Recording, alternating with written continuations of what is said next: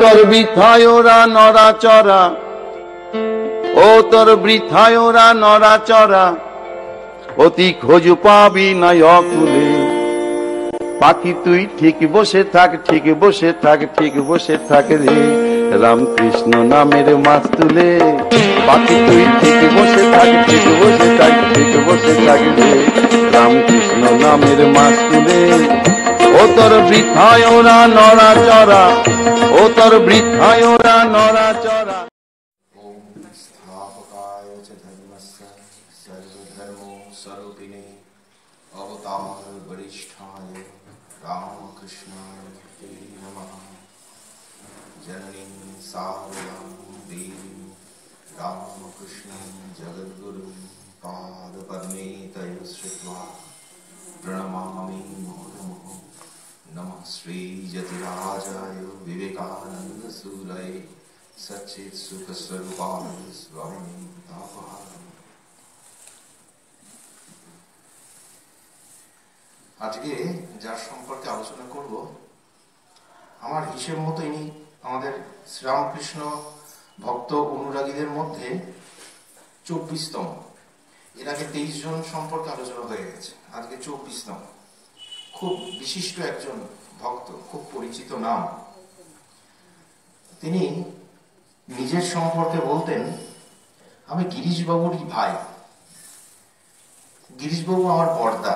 মানে গিরিশবাবুর সঙ্গে অনেক মিল আছে, ওই কাব্য প্রতিভাটা নয়, অন্যান্য দিক, উল্টো পাল্টা দিকগুলো খুব মিল আছে। এই জন্য বলতেন গিরিশবাবু আমার বড়দা। খুব বড় কোম্পানিতে কাজ করতেন, প্রচুর অর্থ উপার্জনও করতেন, আর সেই অর্থ উল্টো পাল্টা কাজে লাগাতেন। সুরাশক্তি এবং বেশ্যা শক্তি দুটোই, সুরা এবং বেশ্যা উভয়েতেই ওনার প্রচুর অর্থ ব্যয় হতো। এই কারণে উনি নিজেকে বলতেন, আমি গিরিশবাবুর ভাই। তার মধ্যে যে খুব একটা ধর্মভাব ছিল তা নয়, বরং কিছুটা উল্টোটাই ছিল। একটু একরোখা, জেদি, স্পষ্টবক্তা। শোনা যায় বিডেন স্কোয়ারে একবার কেশব সেন এসেছিলেন, তিনি আলোচনা করছিলেন বিভিন্ন কথা, ধর্মীয় প্রসঙ্গ। কেশব সেন তখন বিখ্যাত নাম। তারপর তিনি নাম সংকীর্তন শুরু করেছেন খোল বাজিয়ে।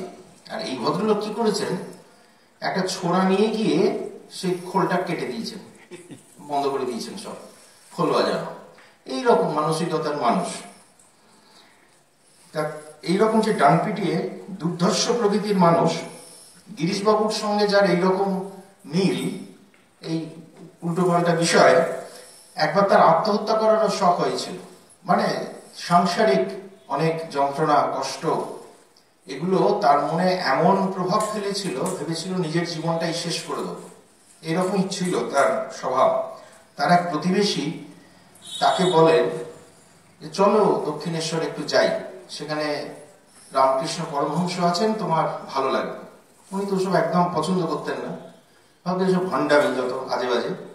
বললেন, শোনো, তোমার ওই পরমহংস যদি আমার সব কথার উত্তর দিতে পারেন তবে ভালো, আর যদি না দিতে পারেন তবে তার কান মুলে দিয়ে আসবে। একেবারে সরাসরি হুমকি, তোমার পরমহংসের কানটা মুলে দেবো। এইরকম দুর্ধর্ষ প্রকৃতির মানুষ। তা গেলেন দক্ষিণেশ্বরে। সঙ্গের বন্ধুটি খুব ভক্ত মানুষ, শ্রীরামকৃষ্ণের খুব প্রিয়। তিনি তো প্রণাম করে করজোড়ে ভক্তিভাবে বসলেন সামনেই, আর ইনি একটু দূরে গিয়ে বসলেন। ওর তো এসব পছন্দ নয়, নিয়ে এসছে দেখি, যাওয়ার সময় মুখোশ খুলে দিয়ে যাবো, এরকম একটা ভাব। দেখছে কি হচ্ছে না হচ্ছে, দেখছে এই লোকটা খারাপ নয়, বেশ ভালো ভালো কথা বলছে। কিছু কিছু কথা বেশ তার ভালো লাগলো, বাহ কথাগুলো তো খুব সুন্দর, এ তো মনে হচ্ছে আমারই দরকার, এরকম তার মনে হচ্ছে শুনতে শুনতে।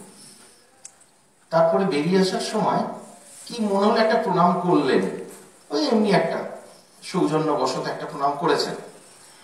করে আসছেন ফিরে, মনে মনে ভাবছেন, পরবর্তীকালে বলেছেন সেটা, কি ভাবছেন, বলছেন, বাহ আশার দানটা কেমন ঘুরিয়ে দিলেন, যেন আমারই কান মুলে দিলেন।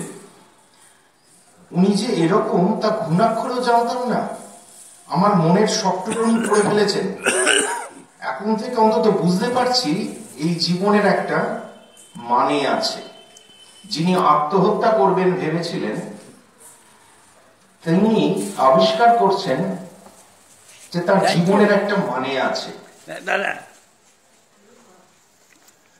আত্মহত্যা যে করতে যায় সে হতাশা থেকে করে, তার মনে অনেক যন্ত্রণা থাকে, কষ্ট থাকে, ভাবে জীবনটা বৃথা, এই জীবনটা রেখে কি হবে। এখন তো প্রচুর হচ্ছে, আমরা জানি, বিশেষ করে অফিস টাইমে মেট্রোতে এটা খুব দেখা যায়। ওনারা কেন অফিস টাইমে মেট্রোতেই করেন কে জানে, এটা কাকে জব্দ করার জন্য, যাই হোক। তো এইটা আমাদের মধ্যে দীর্ঘকালীন একটা প্রবণতা, পছন্দ না হলে, ভালো না লাগলে নিজেকেই শেষ করে দেবো। ইনিও ভাবছেন নিজেকেই শেষ করে দেবো, এইরকমই তার মানসিক অবস্থা চলছিল। কিন্তু এই পরমহংসদেবের সঙ্গে যে যোগাযোগ হলো, তখন উনি উপলব্ধি করলেন জীবনের একটা মানে আছে। আর উপলব্ধি করলেন এই মানুষটার কান মুলে দিতে গিয়েছিলাম, এ তো পাশাদ্দান উল্টে দিয়েছেন, আমার এই কান মুলে ছেড়েছেন। ইনি কে? খুব বিখ্যাত নাম, সুরেন্দ্রনাথ মিত্র। শ্রীরামকৃষ্ণ যাকে সুরেন্দর বা সুরেশ বলতেন। কিছুদিন আগে তিনি নিজের বাড়ির উঠোনের সামনে যে গেটটা ছিল, এখন সে বাড়িটা নেই, সেখানে দিয়ে দাঁড়িয়ে আছেন দুপুরের খাওয়ার পর। হঠাৎ একজন ভৈরবী, সেই লাল বেশ করা, গায়ের রংটা ময়লা, উস্কো খুস্কো চুল, মাথায় জটা, হাতে ত্রিশূল, সে যাবার সময় আকস্মিক ভাবে ওনার সামনে দিয়ে যেতে যেতে বললেন, বাবা সব ফাঁকি, কেবল সেই সত্য। আচমকা এরকম একটা কথা, ওই রকম একজন বেশধারী মানুষ বলছে। একটু জল খাবে না? ঠিক আছে, বাড়ি চলে যাবো, কিছু নিয়ে গিয়ে তাহলে বসতে পারেন, অসুবিধা নেই।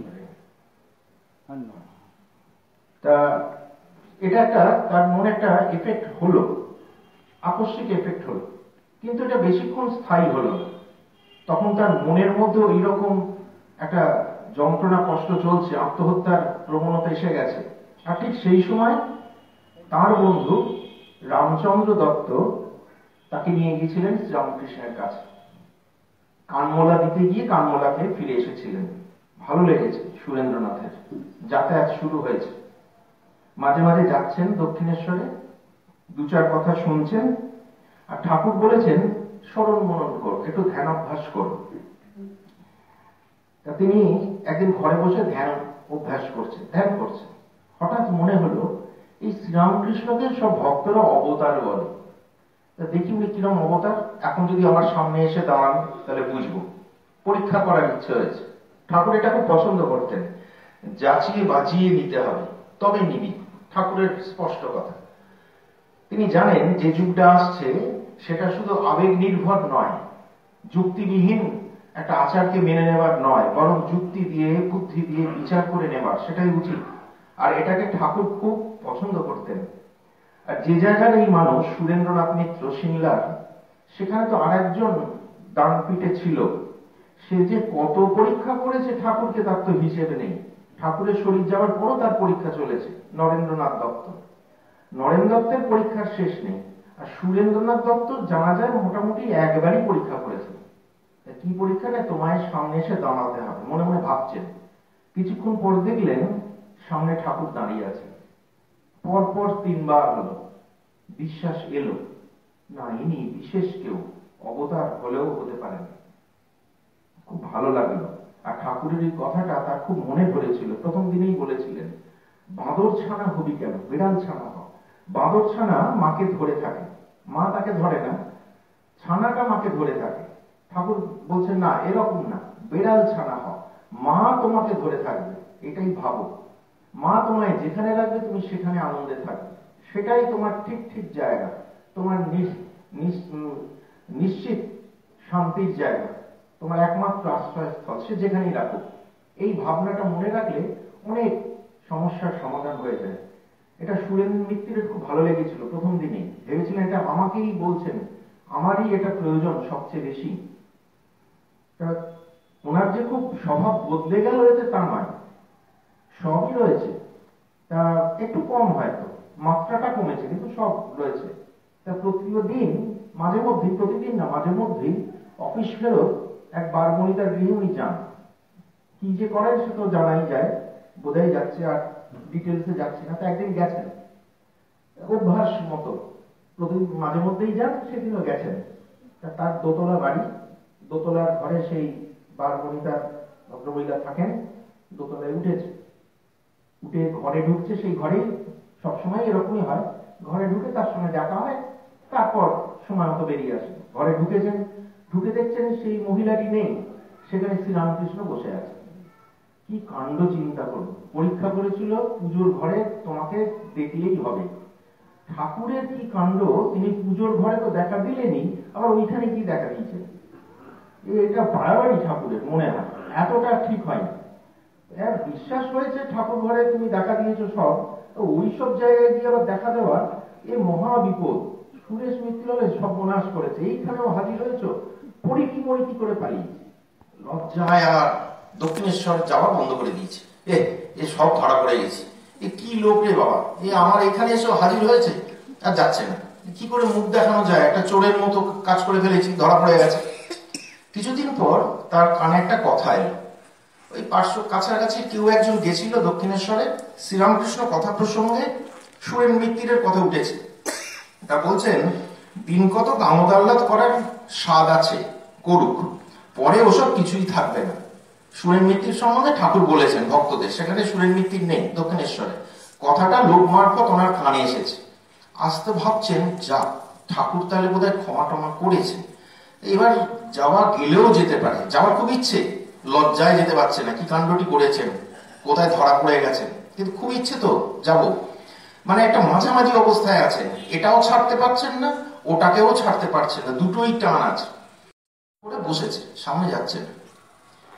উনি গিয়ে বসা মাত্রই ঠাকুর বলছেন, চোরটির মতো অমন করে বসলে যে, কাছে এসো।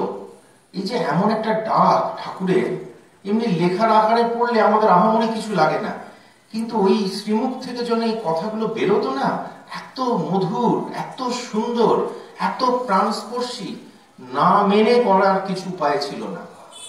সুরেন মিত্তিরকে যেন টেনে এনে বসিয়ে দিল ঠাকুরের কাছে। তিনি ঠাকুরের সামনে এসে বসে পড়লেন, কিন্তু খুব ভয় ভয়, জড়সড় হয়ে। কি অকাজ কুকাজ করেছি, ইনি একটা পবিত্র মানুষ, ভালো মানুষ, আর আমি একটা পাপী বাজে লোক। যাই হোক, কোনোরকম জড়সড় হয়ে সামনে বসেছেন। ঠাকুর এমনি যেমন কথা বলার বলে যাচ্ছেন, তার সেই কথামৃত বর্ষণ চলছে। বলতে বলতে হঠাৎ ঠাকুর একটা কথা বলছেন, দেখো, লোকে যখন কোথাও যায়, মাকে সঙ্গে করে নিয়ে যায় না কেন? তাহলে অনেক বিষয়ে যা করার সংকল্প ছিল না, তার থেকে রক্ষা পায়। সুরেন মিত্তির ভাবছে, ও বাবা, এ তো আমাকেই বলছে দেখছি। মাকে সঙ্গে করে নিয়ে যেখানে খুশি যেতে পারে, আমি তো উল্টো পাল্টা জায়গায় গিয়ে ধরা পড়েছি, তার মানে এটা আমাকেই বলছে। তা আমি যদি মাকে সঙ্গে করে, মানে মাকে স্মরণ করে যদি যাই, তাহলে কোনো সমস্যা নেই, তো আমাকেই বলছে, এসব ভাবছে। তারপরেই ঠাকুর একটা খুব মোক্ষম কথা বলছেন, পুরুষার্থ সর্বদা প্রয়োজন। পুরুষার্থ মানে একটা দৃঢ় সংকল্প, ঠাকুর বোঝাতে চাইছেন। মনের মধ্যে একটা জোর চাই, আগ্রহ চাই, আমি এটা করব না, কোনো এই খারাপ কাজটি আমি করব না, কি আমি ওই কাজটি সৎ কাজ সেটি আমি করব, এরকম রোগ চাই। ঠাকুর এটা খুব চাইতেন, ভক্তদের কাছে বলতেন এই পুরুষার্থের প্রয়োজন, দৃঢ়তার দরকার, এইটা ঠাকুর বলছেন। কিন্তু সুরেন মিত্তির সেকালের মানুষ তো, তখনকার যে মানসিকতা সমাজের, সেই অনুসারে উনি তার অন্য মানে করছেন। উনি ভাবছেন পুরুষার্থ মানে পৌরুষত্ব জাতীয় কিছু। তখনকার দিনের পৌরসত্ব কিরম ছিল, সে আপনারা এই পুরোনো দিনের সিনেমা টিনেমা দেখলে আন্দাজ করেছেন।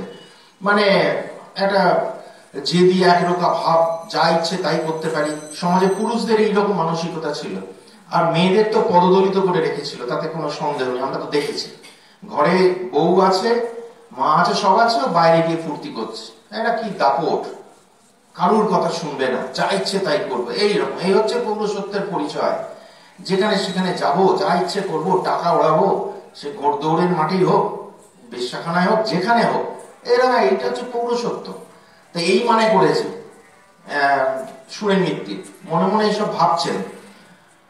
এইটা ভাবা মাত্র আবার এটাও ভাবছেন, এই পুরুষার্থের জ্বালায় তো অস্থির হয়ে পড়েছে। সুরেন মিত্তির মনে মনে ভাবছেন, এই যে পুরুষার্থ বলছেন, এর জ্বালাতেই তো আমি গেছি, মানে ওই আমার মতো ওই ভাব, যা খুশি করে বেড়াচ্ছি, এগুলো ভালো নয়। বলা মাত্রই, ভাবা মাত্রই, বলছেন না, ভাবছেন মনে মনে, ভাবা মাত্রই শ্রীরামকৃষ্ণের তীব্র কষাঘাত। বলছেন কুকুর শিয়ালের পুরুষার্থকে পুরুষার্থ বলে না। সঙ্গে সঙ্গে উনি ভাবা মাত্র শ্রীরামকৃষ্ণ বলছেন, অনেক লোক বসে আছে, কিন্তু শ্রীরামকৃষ্ণ বলছেন কুকুর শিয়ালের পুরুষার্থকে পুরুষার্থ বলে না। ওনার বুকে খুব জোর গিয়ে লাগলো কথাটা। বললে কথা সবার মাঝে, যার কথা তার গায়ে বাজে। সবাইকে বলেছে, ওনার গায়ে গিয়ে লেগেছে। বুঝেছেন এটা আমাকে উদ্দেশ্য করে বলা। কথাটা কি অসাধারণ। উনি যে পুরুষার্থকে পৌরসত্ব ভাবছে, ওটা কুকুর শিয়ালের মতো, শুধু কামনা বাসনা, নোংরা দিকে মন, এটার মধ্যে কোনো পুরুষার্থ নেই। তারপরে আমরা যেমন আজ সুরেন মিত্রের জীবন আলোচনা করছি, শ্রীরামকৃষ্ণকে লাভ করার যেন একটা পথ তিনি, সেই জন্যই তার জীবনের মূল্য আমরা আজ আলোচনা করছি, দৃষ্টান্ত রূপে ভাবছি। সেদিন শ্রীরামকৃষ্ণ সুরেন মিত্রের সামনে একটা দৃষ্টান্ত দিলেন। ঠিক এর পরেই বলছেন, পুরুষার্থ ছিল অর্জুনের। যখনই যা করবেন বলে মনে করতেন, তখনই তা সম্পন্ন করতেন। অর্জুনের জীবন এখন আলোচনা করার বিষয় নয়, কিন্তু তার জীবন আলোচনা করলে দেখা যায় এত বড় বীর, এরকম বীর সে যুগে আর দ্বিতীয়টি ছিল না, প্রত্যেকে স্বীকার করেছে। সে যুগের প্রত্যেকটি বড় মহাবীর সবাই এক বাক্যে স্বীকার করেছে, অর্জুনের মতো বড় বীর নেই। ও অকল্পনীয়, অদ্বিতীয়, এক নম্বরে ওর স্থান। কিন্তু সেই সঙ্গে কি অসাধারণ ঈশ্বর ভক্তি, কি শরণাগতি এবং মনের দৃঢ়তা। যখন স্থির হলো স্বর্গে গিয়ে অস্ত্র আনতে হবে, এমন তপস্যা শুরু করলেন, দেবতাদের আসন টলে গেল। তারা দৌড় লাগালেন মহাদেবের কাছে, মহাদেব আপনি রক্ষা করুন, এই যা তপস্যা করছে আমাদের আসন গেল। মহাদেব বললেন, তোমাদের কোনো চিন্তা নেই, তোমাদের আসনের প্রতি ওর কোনো আগ্রহ নেই, ও দিব্যাস্ত্র নিতে এসছে, আমি যাচ্ছি ওর কাছে। আবার যখন জয়দ্রথকে বধ করবেন ভাবলেন, সে এমন যুদ্ধ শুরু করলেন, দুর্যোধন বলেন আজকেই আমাদের হয়ে গেল, আজকে আমাদের যুদ্ধ শেষ। ভয়ঙ্কর যুদ্ধ করছে, এক রক্ষা করেই ছাড়বে। যেটা ভেবেছে তখনই সেটা করার জন্য দৃঢ় সংকল্প হয়েছে। এই অর্জুনের দৃষ্টান্ত দিচ্ছেন শ্রীরামকৃষ্ণ সুরেন মিত্রের সামনে। এই রকম পুরুষার্থ চাই, মনের জোর চাই। সুরেন মিত্র অবাক হয়ে ভাবছেন, কি শুনছি। তারপর আবার ভয়ও হচ্ছে, এ তো একের পর এক আমার মনের যা যা অবস্থা সেগুলো তিনি বলে যাচ্ছেন সবার সামনে। এবার তো হাটে হাঁড়ি ভেঙে দেবেন, আমার তো সব এবার বেরিয়ে পড়বে, কি করেছি না করেছি সবই তো উনি দেখেছেন, জানেন। এবার যদি এসব বলতে শুরু করেন তাহলে তো হয়ে গেল। মনে মনে তখন প্রার্থনা করছেন, প্রভু আর বাড়াবাড়ি করবেন না, আপনার কাছে আর গোপন করব কি, মনের কথা টেনে বের করেছেন, কোথায় কি লুকিয়ে করলাম তা যদি দেখতে পারেন তবে আর যাই কোথায়। কি মুশকিল ভাবুন তো, লুকিয়ে চুরি আমরা তো অনেকেই এদিক ওদিক যাই, এটা ওটা করি, সেগুলো যদি কেউ ধরে ফেলে তাহলে তো অবস্থা খারাপ আমাদের। এই একটু টাকা সরিয়ে রাখছি এই ব্যাগ থেকে, এর থেকে ওর থেকে, কে একটু অকাজ কুকাজ করছি, কে একটু লুকিয়ে মিথ্যে কথা বলে নিজেকে বাহবা করাচ্ছি, ভালো সাজছি, এগুলো যদি আমাদের করতে না দেয় তাহলে আমাদের একটা হাত পা বাঁধা অবস্থায় বন্দি জীবন যাপন করতে হবে। ওইটুকুনি একটু অসৎ, একটু মিথ্যা পেলে আমাদের যেন একটু স্বস্তির নিঃশ্বাস ফেলতে পারি। সুরেন মিত্রের সেই অবস্থা। এটাও যদি বন্ধ করে দেন তাহলে আর মহা মুশকিল, কোথায় যাব। ঠাকুর আর ভাঙবেন না, মন মনে প্রার্থনা করছেন, এখনই সব জেনে ফেলবে। শ্রীরামকৃষ্ণ তো অন্তর্যামী, সব বুঝতে পারেন, আর কিছু ভাঙলেন না, ওইখানেই প্রসঙ্গটা ছেড়ে দিলেন, তাই অন্য প্রসঙ্গে চলে গেলেন। এইসবের পর দেখা যাচ্ছে সুরেন মিত্রের ওই বেশ্যা শক্তিটি গেল, ওই ওই বিষয়ের যে আসক্তি সেটি চলে গেল, খুব আর যাওয়া গেলেন না, আর বিশেষ যেতেন না আর কি। কিন্তু সুরাসক্তিটি পূর্ণমাত্রায় রয়ে গেছে, ওটি আর যাচ্ছে না। ওটি তো প্রথম, ওনার আসক্তির প্রথম ওই সুরা, সেই থেকেই আবার এটা ঢুকেছিল। এই পরেরটি গেছে, কিন্তু মূল জিনিসটি রয়েছে। তেড়ে খাচ্ছে না একেবারে, যখন খাচ্ছে না একেবারে চুরচুরে মতাল এইরকম। তার পাশেই থাকেন রামদত্ত, বৈষ্ণব মানুষ, ভক্তপ্রাণ মানুষ, তার এটা খুব খারাপ লাগছে। কি মনে করবে, দক্ষিণেশ্বর পরমহংসদেবের কাছে যায়, আবার এই মদের নেশা করে মাতলামো করে, যা তা বলবে, ঠাকুরের বদনাম হবে, ওনার খুব গায়ে লাগছে ব্যাপারটা। উনি কি খুব করে বোঝাচ্ছেন, এ দেখো এইসব করা ভালো নয়, তুমি ওখানে যাও, আবার এসব যদি খাও এটা যাতা ব্যাপার হয়ে যাবে। তখন সুরেন মিত্র স্পষ্ট বলছেন, কে বলেছে, উনি কি আমায় বারণ করেছেন খেতে? উনি বারণ করেননি, আমি খাবো না কেন?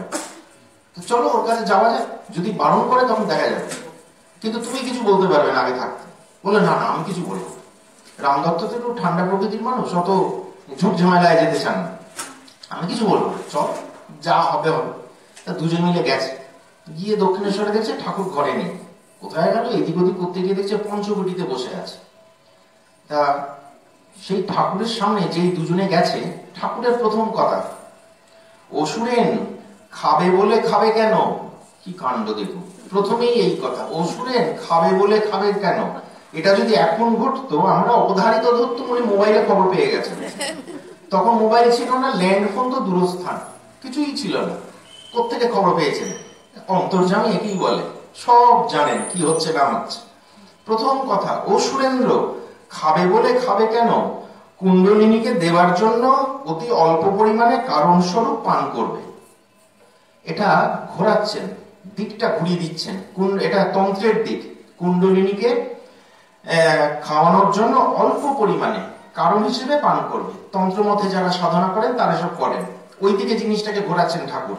তারপর বলছেন সাবধান, পা না টলে মন না টলে। পা টলে কখন? যখন অতিরিক্ত হয়ে যায়, অতিরিক্ত খেও না।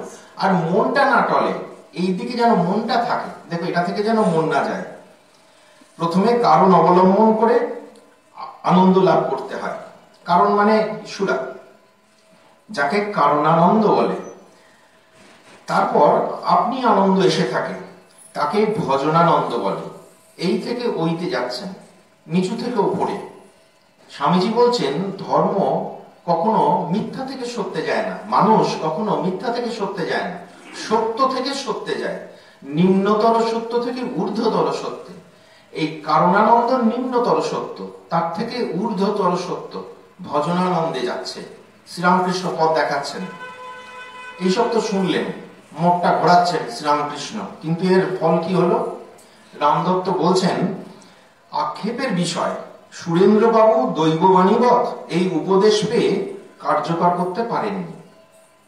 কেন যে তা উপেক্ষা করলেন তা বলতে পারবো না, কিন্তু পরমহংসদেবের শক্তির কি মহিমা। সুরাপান করে সুরেন্দ্রবাবু একদিনও অন্য কথা বলতেন না। সে সময় তার যেন ভক্তি স্রোত খুলে যেত, বালকের মতো মা মা বলে শুধু কাঁদতেন। এমন কাঁদতেন যে পাষণ্ড হৃদয়ে প্রেমের সঞ্চার হতো।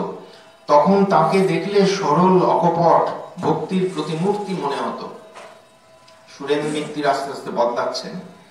প্রতিবেশী মহেন্দ্রনাথ দত্ত, তিনি বয়সে বেশ ছোট, শেষ জীবনে এসে স্মৃতিচারণা করছেন। তিনি বলছেন সুরেশ মিত্তির সন্ধ্যার সময় কারণ পান করিয়া উপরের ছাদের পাঁচিলের পাশে বসিয়া নিম্নস্বরে শ্যামা বিষয়ক গান শুরু করিতেন। কাছেই বাড়ি। যা বর্ণনা দিয়েছেন মহেন্দ্রনাথ দত্ত, সে থেকে বোঝা যায় বাড়িটা স্বামীজির বাড়ির খুব কাছাকাছি ছিল। ওই 1952 বা 54 সালে বিবেকানন্দ রোড যখন তৈরি হলো তখন বাড়িটি ভাঙা পড়ে। এই বিভিন্ন বর্ণনা পড়ে আমার ব্যক্তিগত ধারণা, এখন যে নিবেদিতা ভবন যেটা হয়েছে তার আশেপাশে ছিল এই সুরেন মিত্তিরের বাড়ি। এখন এই ফুটপাত রাস্তায় সব হয়ে গেছে, তো ওই ফুটপাতের জায়গাটা হয়তো বা কিছুটা রাস্তার জায়গায় এইসব মিলিয়ে ওনার বাড়িটা ছিল। বেশ বড় সড়ো বাড়ি ছিল, বাড়িতে পুজোর আচ্ছা হতো, তো বড় বাড়ি ছিল। এবং হেঁটে একটা মাঝখানে পুকুরও ছিল। স্বামীজির বাড়ি থেকে সেই পুকুরের ধার ধরে ভেতরে আসা যেত। আশপাশে বড় সড়ো কোনো বাড়িও ছিল না, যার ফলে সবটা দেখা শোনা যেত। নিজের বাড়িতে বসে মহেন্দ্রনাথ দত্ত ওনার বাড়ির ওই ছাদে উনি কি করছেন সব দেখতে পেতেন, শুনতেও পেতেন। সুরাপান করার পর তারপর কণ্ঠস্বর উচ্চ হইত, ক্রমে করুণ স্বরে রোদন আরম্ভ করিতেন। পরে ক্রন্দনের মাত্রা এত অধিক হইত যে আশপাশের বাড়ি সব বাড়ি হইতে উহা শোনা যাইত। সবাই শুনতো, বাবা কি হলো, ছাদে উঠে গান গাইছে, মায়ের নাম করছে, করতে করতে কাঁদছে, হাও হাও করে কাঁদছে। এরকম তো দেখিনি আগে সুরেন মিত্তিরকে। উনি তখন এরকম করছেন। ক্রিস্টোফার ইসারুড শ্রীরামকৃষ্ণ জীবনীতে বলছেন সুরেন মিত্তির মদ খেয়ে কাঁদতেন, মার সঙ্গে কথা বলতে চাইতেন, প্রার্থনা করছেন তুমি আমার সঙ্গে কথা বলো, প্রার্থনা করছেন। কখনো বা গভীরভাবে ধ্যানমগ্ন হতেন, কিন্তু আর কখনো মাতাল হননি। শ্রীরামকৃষ্ণ সেই গিরিশবাবুর হাত ধরে গান গেয়েছিলেন, সুরাপান করি নাইনি সুধা খাই জয় কালী বলে। যত মদ মাতালে মাতাল বলে, মন মাতালে মাতাল করে। মদ মাতাল যাকে মাতাল বলে, সেই মাতাল আর তিনি হচ্ছেন না। সুরের মিত্তির মাতাল হচ্ছেন মায়ের নামে, মদ খাচ্ছেন, কিন্তু সেটা সুরাটা তখন সুধায় পরিণত হয়েছে। সুরা কি করে সুধায় পরিণত হতে পারে শ্রীরামকৃষ্ণ দেখিয়ে দিয়েছেন। গিরিশবাবুর মাধ্যমে যেমন, এই দানাকালীর মাধ্যমে যেমন, তেমনি সুরেন মিত্তিরের মাধ্যমেও ভাবটাকে কত ঘুরিয়ে দিয়েছেন সৎ পথে, ঈশ্বরীয় পথে। পুঁথিকার অক্ষয় কুমার সেন বলছেন, ধন্য শ্রী সুরেন্দ্র চন্দ্র অন্তরঙ্গ জন, টল টল যাঁর ডাকে প্রভুর আসন। সুরেন মিত্তিরকে বলেছিলেন শ্রীরামকৃষ্ণ, পা যেন না টলে, পা টলছে না, কিন্তু এমন ডাকান ডাকছেন, অক্ষয় সেন বলছেন তাঁর ডাকে প্রভুর আসন টলটল করছে। সেই ডাক গিয়ে পৌঁছচ্ছে প্রভুর কাছে, শ্রীরামকৃষ্ণের কাছে, তাঁর আসন এবার টলছে। তবে তখনও কিছু বাকি আছে। সুরেন মিত্তিরের সন্তানাদি তো কিছু ছিল না, একটা ভাইজি ছিল, তাকে খুব ভালোবাসতেন তিনি। তা বৈকুণ্ঠনাথ সান্যাল বলছেন শ্রী রামকৃষ্ণ লীলামৃত গ্রন্থে যে শ্রীরামকৃষ্ণ একদিন সুরেন মিত্তিরকে বলছেন, আটপুরো হলি বেশ হল। আর আগেকার দিনে কথাটা খুব প্রচলিত ছিল, মানে যার সন্তানাদি নেই, আটপুরো হলি বেশ হলো, ঝাড়া হাত পা, কোথায় ভগবানের মন দিবি তা নয়, বেড়াল কুকুর টিয়ে পাখি পুষে তার জন্য মশগুল। এ আমাদেরও এরকম আছে, একটা আসক্তি ছাড়লে অন্য একটি আসক্তি ধরি, নিজে থেকে চেঁচে পড়ে ধরিনি। যত পাশ কাটানোর চেষ্টা হচ্ছে, ভগবান করুণা করে কৃপা করে আমাদের পাশগুলো আস্তে আস্তে কাটাচ্ছেন, আমরা আবার একটা জুটিয়ে নিই, একটা মোহ পাশে আবদ্ধ হওয়ার চেষ্টা করি। আমাদের সবসময় চেষ্টা চলে, আর তত জড়িয়ে যায় এই সংসার মোহে, সংসার পাকে, সারা জীবন যন্ত্রণা অতিষ্ঠ হয়ে যায়। তবুও সেই উটের মতো কাঁটা ঘাস খাওয়া ছাড়তে পারি না, কাঁটা ঘাস খেয়েই যাই। বারবার শ্রীরামকৃষ্ণ এগুলো বলছেন। এই সুরেন মিত্তিরকে বলছেন, এই আটপুরো ছিলি, বেশ ছিলি, ভালো ছিলি, ঝাড়া হাত পা, কোথায় ভগবানে মন দিবি না, বেড়াল কুকুর টিয়ে পাখি পুষে তার জন্য মশগুল। সুরেন্দ্রের ঠিক তাই হয়েছে। মেয়ে না ভেবে ভগবতীর মূর্তি ভাববি, মা জননী বলবি, আর ভগবতী বলে সেবা করবি, কল্যাণ হবে। মোড় ঘোরাচ্ছেন দেখুন, তাকে ত্যাগ করতে বলছেন না, তাকে ভালোবাসবি, কিন্তু ভগবতী জ্ঞানে ভালোবাসবি, তাহলে এই ভালোবাসাটা তার মুক্তির পথ দেখাবে, না হলে সেটা বন্ধনে তাকে জড়িয়ে দেবে। একই জিনিস আমরা যেভাবে ব্যবহার করব তার উপর নির্ভর করছে আমাদের ভবিষ্যৎ, আমাদের পথ। যদি তাকে খারাপ ভাবে নিই, মোহ আসক্তি মায়া দিয়ে তাকে ধরি, তাহলে সেটি আমাদের বন্ধনের কারণ হবে, যন্ত্রণার কারণ হবে। আর যদি সেটিকে আমরা ঈশ্বরীয় দিকে ঘুরিয়ে দিই, ঈশ্বরীয় পথের দিকে ঘুরিয়ে দিই, তাহলে শ্রীরামকৃষ্ণ যেমন বলেছেন, লোহার তরবারি সোনায় পরিণত হবে। তরবারি রইল, কিন্তু তাকে মানুষ বধ করা যাবে না, সেটি আমাদের মুক্তির পথ দেখাবে। শ্রীরামকৃষ্ণ দেখা যাচ্ছে সুরেন মিত্তিরকে কখনো নিষেধ করছেন না, বলছেন না এটা ত্যাগ করো, ওটা ছাড়ো, ওটা করো না। আমরা তো সবেতেই সন্তানদের নাটা খুব বলি, এটা করো না, সেটা করো না, এটা করো খুব কম বলি। বলি কোনটাই, পড়াশোনা করো, খেলাধুলো করো, গান গাও, একটা প্রতিষ্ঠিত হোক, কেরিয়ার তৈরি করো, এইগুলো চাপাই ওদের ওপর, একটা সেই গাধার পিঠে বোঝা চাপানোর মতো চাপিয়ে যায়। আর নাটা প্রচন্ড পরিমাণে বলি, এটা করো না, সেটা করো না। শ্রীরামকৃষ্ণ কিন্তু একবারও না বলছেন না। স্বামীজি যে তার মধ্যে সমস্ত কিছু পজিটিভ ছিল, রবীন্দ্রনাথ বলছেন নাথিং নেগেটিভ, এটা উনি পেয়েছিলেন শ্রীরামকৃষ্ণের কাছ থেকে। তার মধ্যে তো ছিলই এই ভাবটা, শ্রীরামকৃষ্ণের শিক্ষা এটি তার মধ্যে খুব সুন্দর প্রকাশিত হয়েছে।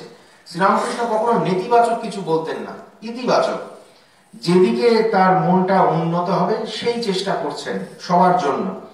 শ্রীরামকৃষ্ণ তাকে বলেছিলেন, সন্ন্যাসীর পক্ষে কামিনী কাঞ্চন ত্যাগ, তোমাদের পক্ষে তা নয়। তোমরা মাঝে মাঝে নির্জনে যাবে আর ব্যাকুল হয়ে তাকে ডাকবে। তোমরা মনে ত্যাগ করবে, বীর ভক্ত না হলে দুদিক রাখতে পারে না। তোমায় বলছি কেন, তোমার হাউসের কাজ, হাউস মানে হাউস, সওদাগরের অফিসের কাজ, এই শব্দটা খুব চলতো, শ্রীরামকৃষ্ণ শুনেছেন, ওটা তাকে বলতে হবে। ইংরেজি ভালো বলতে পারেন না, কিন্তু বলেও না বলেও পারবেন না, ছাড়বেন না। ওই ইংরেজি একটু বলবেনই, থ্যাংক ইউ বলতে পারবেন না, থ্যাংক ইউ করবেন। ফিলোসফি বলতে পারবেন না, ফেলাজফি বলবেন, বলতে ছাড়বেন না।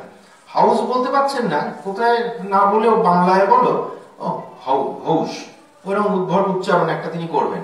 জগদম্বার বালক তো কখন যে কি খেয়াল চাপে, বলছে তোমার হাউসের কাজ আর অনেক কাজ আছে, তাই বলছি।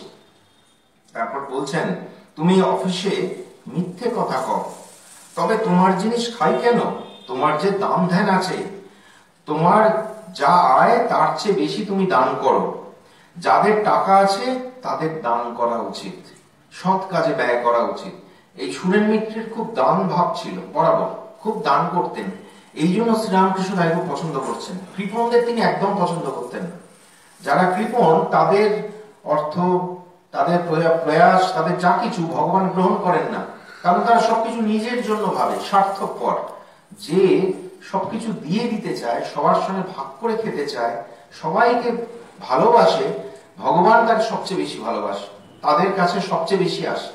ভগবান দাতাকে খুব পছন্দ করে, কারণ তিনি নিজেই তো দাতা। তিনি কৃপণকে পছন্দ করেন না। তা সুরেন মিত্র বলছেন, আমার ধ্যান ভালো হয় না, মাঝে মাঝে মা মা বলি, আর শোয়ার সময় মা মা বলতে বলতে ঘুমিয়ে পড়ি। শ্রীরামকৃষ্ণ বলছেন, তাহলেই হলো, স্মরণ মনন তো আছে। অর্থাৎ কোনো কিছু বাড়াবাড়ি করছেন না, চাপ দিচ্ছেন না, না এটা করতে হবে, আরেকটু চেষ্টা করো, তোমার হবে, একদম বলছেন না। আচ্ছা আচ্ছা এইটুকুনি করো, এতেই হবে। জানেন এইটুকুনি করতে করতেই তার আস্তে আস্তে উত্তরণ ঘটবে। ধীরে ধীরে তাকে নিজের কাছে টেনে নিচ্ছেন। আরেকদিন শ্রীরামকৃষ্ণ বলছেন সুরেন মিত্রকে, তোমাদের যোগও আছে, ভোগও আছে। দেবী ভক্ত ধর্ম মোক্ষ দুই পায়, আবার অর্থ কামও ভোগ করে। তোমাকে একদিন দেবী পুত্র দেখেছিলাম, তোমার দুই আছে, যোগ আর ভোগ, না হলে তোমার চেহারা শুষ্ক হতো। স্মরণ করুন, শ্রী শ্রী চণ্ডীতে আছে, রাজা সুরত আর বৈশ্য সমাধি সর্বশান্ত হয়ে সেই অরণ্যে গিয়ে তপস্যা করছিলেন। তারপরে দেবীর পূজা করে দেবীর আশীর্বাদে তারা কৃতার্থ হলেন। রাজা সুরত তার সমস্ত এই ধন সম্পত্তি রাজ্য ফেরত চাইলেন, পেলেন। দেবী পুত্র তিনি প্রার্থনা করেছেন, মা তাকে দিয়েছেন। প্রার্থনা করতে হয়, প্রার্থনা না হলে পাবেন না। আবার বৈশ্য সমাধি তিনি আর ধন সম্পত্তি কিছু চাইলেন না, তিনি মোক্ষ চাইলেন। মা তাকে সেই আশীর্বাদ করলেন, তিনি মোক্ষ লাভ করলেন। আগে তার ভোগ ছিল, ভোগ বাসনা পূর্ণ হয়ে যাওয়ার পর তিনি আবার মোক্ষ মার্গী হলেন। প্রবৃত্তি মার্গ থেকে নিবৃত্তি মার্গের দিকে চলে যাচ্ছেন, মা তাকে সেই আশীর্বাদ করছেন। দেবী পুত্র শ্রীরামকৃষ্ণ সুরেন মিত্রের ক্ষেত্রে তাই বলছেন, তোমার যোগ ভোগ দুই আছে, দুটো একসঙ্গে ঠিক নয়, একটা শেষ হচ্ছে আর একটা যাচ্ছে। সন্ধ্যা সন্ধিক্ষণ যেমন দিন শেষ হচ্ছে রাত্রি আসছে, কিংবা ভোরবেলা যেমন রাত শেষ হচ্ছে দিন আসছে, এই সন্ধিক্ষণে সুরেন মিত্র আছেন। তখন ভোগ আস্তে আস্তে শেষ হয়ে আসছে, এবার যোগ শুরু হচ্ছে তার জীবনে। শ্রীমৎ মন্তব্য করছেন, ঠাকুর সুরেন্দ্রের ভার লইয়াছেন, তাহার আর কি ভাবনা। অক্ষয় কুমার সেন পুঁথিতে লিখছেন, বুঝো মন চিরকাল যে পায় সে পায়, নাম লেখা আছে তার প্রভুর খাতায়। যদি সুরা পাই তবু ভক্ত শিরোমণি, মিলিলে চরণ রেণু মহাভাগ্যবনী। অক্ষয় কুমার সেন শ্রীরামকৃষ্ণের বিশিষ্ট ভক্ত, তিনি বলছেন সুরা পাই সুরেন্দ্রনাথ, কিন্তু তিনি ভক্ত শিরোমণি হয়ে গেছেন। এই সুরেন্দ্রনাথের চরণের ধূলিকণা যদি পাই নিজেকে ধন্য বোধ করব। কত বড় ভক্তে পরিণত হচ্ছেন আস্তে আস্তে সুরেন্দ্রনাথ, সেটাই লিখছেন অক্ষয় কুমার সেন। শ্রীরামকৃষ্ণের প্রধান জীবনীকার স্বামী শারদানন্দজি লীলা প্রসঙ্গে বলছেন, এরা মহাভাগ্যবান, জগদম্বার চিহ্নিত ব্যক্তি। তিনি এটি শুনেছেন শ্রীরামকৃষ্ণের কাছ থেকে, সেটি লিখছেন। শ্রীরামকৃষ্ণ তাকে অর্ধেক রসোদ্দার বলতেন। অর্ধেক রসোদ্দার কেন বলতেন? তার মানে কি তার রসোদ্দারিটা একটু কম ছিল? দেখুন, মথুরানাথ বিশ্বাস শ্রীরামকৃষ্ণের সেবা করেছিলেন 14 বছর, তিনি পূর্ণ রসোদ্দার, শ্রীরামকৃষ্ণ বলছেন। আর একজন পূর্ণ রসোদ্দার শম্ভুচরণ মল্লিক, যার কথা, এদের দুজনের কথা আমরা এর আগে আলোচনা করেছি। শম্ভুচরণ মল্লিক শ্রীরামকৃষ্ণের সেবা করেছিলেন 4 বছর। সেখানে সুরেন্দ্রনাথ মিত্র দেহী শ্রীরামকৃষ্ণ এবং বিদেহী শ্রীরামকৃষ্ণ উভয়ের সেবা করেছেন বলতে গেলে প্রায় 11 থেকে 12 বছর। তাহলে তো দীর্ঘকাল করেছেন, শম্ভু মল্লিকের চেয়েও বেশি। শ্রীরামকৃষ্ণ যখন শরীরে ছিলেন সেই ওনার শেষ 5 বছর তার সেবা করেছেন সুরেন মিত্র। শ্রীরামকৃষ্ণ যখন চলে গেলেন তখন বিদেহী শ্রীরামকৃষ্ণের, অর্থাৎ শ্রীরামকৃষ্ণ পরিমণ্ডল, তার যে সন্ন্যাসী সংঘ তৈরি হচ্ছে বরানগর মঠে, তার সেবা করেছেন, সেটাও প্রায় 6 বছরের উপর। সব মিলিয়ে 11 থেকে 12 বছর এই সেবা সুরেন মিত্র করেছেন। তাহলে তাকে অর্ধেক বললেন কেন? এটা আসলে গুণবাচক নয়। অর্ধেক মানে তিনি কম নয়, তিনি যা রসদদারি করেছেন তার অর্ধেক শ্রীরামকৃষ্ণ স্থূল শরীরে গ্রহণ করেছেন। হয়তো এই কারণেই অর্ধেক রসদদার বলছেন। আসলে সুরেন মিত্রের অবদান, তার যে রসদদারি কর্ম, সেটি সৌম্য মল্লিক বা মথুরনাথের চেয়েও কিছু কম নয়, খুব করেছেন শ্রীরামকৃষ্ণের জন্য। এরা এখানকার এই বিশেষ অধিকার নিয়ে এসেছে। শারদানন্দজির মতে সুরেন্দ্রনাথ শ্রীরামকৃষ্ণের যে সেবা করেছিলেন এই শ্রীরামকৃষ্ণের শেষ 5 বছর এবং তারপরেও আরো 5-6 বছর, সেটা কিভাবে? লীলা প্রসঙ্গে তিনি বলছেন, দক্ষিণেশ্বরে ঠাকুরের কাছে তিনি এসে রাত্রি যাপনের ইচ্ছা প্রকাশ করেছিলেন। ঠাকুর অনুমতি দিয়েছিলেন, তিনি রাত্রি যাপন শুরু করেছিলেন। তার জন্য লেপ বালিশ পর্যন্ত নিয়ে এসেছিলেন, মাটিতে পেতে শুতেন। কিন্তু ওনার স্ত্রী বললেন, দেখো সারাদিন তুমি যেখানে যা পারো করো, থাকো, রাত্রির বেলা এখানে এসে থাকবে।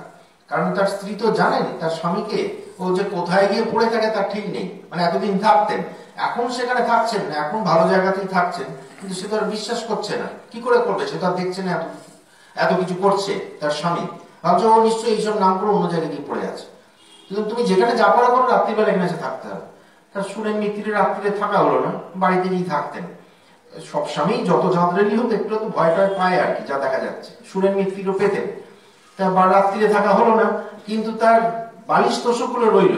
আর সেগুলো তখন যেসব ভক্তরা আসতেন, ত্যাগী এবং গৃহী ভক্ত শ্রীরামকৃষ্ণের, তারা সেগুলি ব্যবহার করতেন। সুরেন মিত্র বলেছিলেন এগুলো তোমরা ব্যবহার করো, এবং আরো কিছু লেপ বালিশ কিনে এনে সেখানে জড়ো করেছিলেন। তারা এই ধরুন লাটু মহারাজ আসছেন, তারক মহারাজ আসছেন, ওদিকে মাস্টার মশাই আসছেন, এনাদের জন্য, এরা যাতে রাত্রিবেলা ঠাকুরের কাছে থাকতে পারে। কালীবাড়ি থেকে তো এসব দেবে না। সুরেন মিত্র এই সবকিছুর ব্যবস্থা করেছিলেন যাতে এরা রাত্রিরে থাকতে পারে। আবার কালীবাড়ি থেকে তো এত খাবারও দেবে না, কিন্তু এরা তো সব থাকতে চায়, ঠাকুরও চান এরা থাকবে। সেই জন্য ডাল রুটির ব্যবস্থাও করে দিয়েছিলেন। মা যত ডাল রুটি রান্না করতেন তার বেশিরভাগটাই সুরেন মিত্রের অর্থে। সুরেন্দ্রনাথ মিত্র এইভাবে সেবা করছেন। তারপরে ঠাকুরের যা যা প্রয়োজন যখনই শুনতেন এটার দরকার হয়েছে, কি ঠাকুর চেয়েছেন, সঙ্গে সঙ্গে নিয়ে হাজির হয়েছেন, কখনো কুণ্ঠিত হননি, সঙ্গে সঙ্গে, কিছু বলতে হয়নি। কাশীপুরে যখন ঠাকুর আছেন, খুব গরম, কষ্ট হচ্ছে, খসখস কিনে নিয়ে চলে এলেন, নিজেই এনে টাঙানোর ব্যবস্থা বললেন, টাঙিয়ে ফেলো। দেখলেন টাঙানো হয়নি, বলছেন এখনো টাঙানো হলো না, ঠাকুরের কষ্ট হচ্ছে। ফল টল যখন যা পারতেন মনে হতো উনি নিয়ে আসতেন। শ্রীরামকৃষ্ণ বলছেন, আহা, সুরেন্দ্রের বেশ স্বভাবটি হয়েছে, বড় স্পষ্ট বক্তা, কারুকে ভয় করে কথা কয় না। আর দেখো খুব মুক্ত হস্ত, কেউ তার কাছে সাহায্যের জন্য গেলে খালি হাতে ফেরে না। ঠাকুর খুব পছন্দ করছেন সুরেন মিত্রের এই সৎ কাজে অর্থ ব্যয়কে, যে ঈশ্বরীয় পথে যেতে সুরেন মিত্রের অর্থ মানুষকে সাহায্য করছে। সুরেশবাবু যখন এই কাশীপুর উদ্যানবাটি কেনা হয়, সুরেন মিত্রের নামেই এটি রেজিস্ট্রি করা হয়। উনি 200 টাকা দিয়ে শুরু করেছিলেন, প্রতি মাসে উনি টাকা দিতেন 200 টাকা করে ভাড়া। ওটা লিজ নেওয়ার মতো নেওয়া হয়েছিল কয়েক মাসের, ওনার নামে ওটা রেজিস্ট্রি হয়েছিল কাশীপুর উদ্যানবাটি। পুরোটাই উনিই দিয়ে গেছেন চিরকাল, আর যা যা দেবার তো সব দিয়েছেন। আর শ্রীরামকৃষ্ণের সমস্ত যাতায়াতের যখন প্রয়োজন হতো যাতায়াতের ব্যবস্থা করা, সেগুলো উনি করতেন। তিনি নিজের বাড়িতেও ঠাকুরকে নিয়ে গেছেন বহুবার, সিমলার বাড়িতে। কতবার যে ঠাকুর গেছেন তার পুরো বিবরণ আমরা পাই না, কিছু কিছু কথামৃতে আছে, কিন্তু পূর্ণ বিবরণ আমরা পাই না। বহুবার গেছেন। আবার রামদত্তের যে বাগান বাড়ি ছিল, এখনো আছে কাঁকুরগাছিতে, যেটা জগদ্দান বলে পরিচিত, তার কাছে সুরেন মিত্রের একটা বাড়ি ছিল, সেখানেও শ্রীরামকৃষ্ণ গেছেন। সুরেন মিত্রের বাড়িতে পুজো হতো, দুর্গা পুজো, কালী পুজো, অন্নপূর্ণা পুজো হতো, সবকটি পুজোতে ঠাকুর গেছেন। আর গিয়ে কীর্তন করেছেন, নৃত্য করেছেন, আনন্দ করেছেন। এটি খুব হতো, খুব আনন্দ লাভ করতেন সুরেন্দ্রনাথ শ্রীরামকৃষ্ণকে তার নিজের বাড়িতে নিয়ে গিয়ে। এক সময় অনেকদিন যেতে পারেননি, খুব ব্যাকুল হয়েছে তাকে দেখার জন্য, অফিসের কাজের চাপে যাওয়া হয়নি। তা একদিন দৌড়ে গেছেন দক্ষিণেশ্বরে, গিয়ে দেখছেন ঠাকুর যাওয়ার জন্য প্রস্তুত হচ্ছেন তাঁর বাড়িতেই। দেখে সুরেন মিত্রের কি আনন্দ, আপনি আসছেন আমাদের কাছে, আমার বাড়িতে, চলুন চলুন, আমার বাড়ি চলুন বলে ঠাকুরকে নিয়ে গেলেন, ঘোড়ার গাড়ি ডেকে ডেকে সব করে ঠাকুরকে নিজের বাড়ি নিয়ে গিয়ে আনন্দ করলেন। প্রত্যক্ষদর্শী যারা তারা বলছেন শ্রীরামকৃষ্ণ সুরেন্দ্র ভবনে এলে সুরেন্দ্রনাথ আনন্দে আত্মহারা হয়ে যেতেন। এক একজনের আনন্দের প্রকাশ এক এক রকম। কেউ হয়তো মশগুল হয়ে আছে তার সামনে, তার কথা শুনছে, সব জগৎ ভুল হয়ে গেছে তার। কেউ সবাইকে ডেকে ডেকে বলছে, যেমন গোলাপ মা যোগিনকে বলি গে আমার ভাগ্যি দেখে যা, দেখ আমার ঘরে ঠাকুর এসেছেন। এক একজনের প্রকাশ এক এক রকম। সুরেন মিত্তিরের কি হতো, উনি খালি ছটফট করতেন, এঘর ওঘর ঘুরে বেড়াচ্ছেন, একে ডাকছেন ওকে বলছেন এই করছেন, আনন্দে নিজেকে স্থির রাখতে পারছেন না, মানে যেন ফেটে পড়তে চাইছেন, এত আনন্দ হচ্ছে। কি পরিবর্তন দেখুন, মাতাল শিরোমণি ছিলেন এখন ভক্ত শিরোমণি হয়ে গেছেন। এই হচ্ছে ঠাকুরের অলৌকিকতা। ঠাকুর মানুষটাকে কিরকম পরিবর্তন করে দিচ্ছেন। বিভিন্ন ঈশ্বরীয় প্রসঙ্গ হতো সুরেন্দ্রনাথের বাড়িতে। সমস্ত ভক্তদের সেবা করতেন। শ্রীরামকৃষ্ণের সেবা মানে তো ভক্ত সেবা। তিনি নিজে আর কি খান, সামান্য একটু মুখে দিলেন কি দিলেন না, তার ভক্তদের পাত পেড়ে তৃপ্তি করে তিনি খাওয়াতেন। অধরলাল সেন যেমন করতেন, বলরাম বাবু করতেন, সুরেন মিত্র সেরকম ভক্তরা গেলেই তাদেরকে পাত পেড়ে বসিয়ে তৃপ্তি করে সুন্দর করে খাওয়াতেন। আর তো নাম গানের ব্যবস্থা তো থাকতোই, সবাই খুব আনন্দ করতেন, ভগবান ভক্ত সকলে। একটা বৈকুণ্ঠ তৈরি হতো, রচনা হতো সুরেন্দ্রনাথের গৃহে।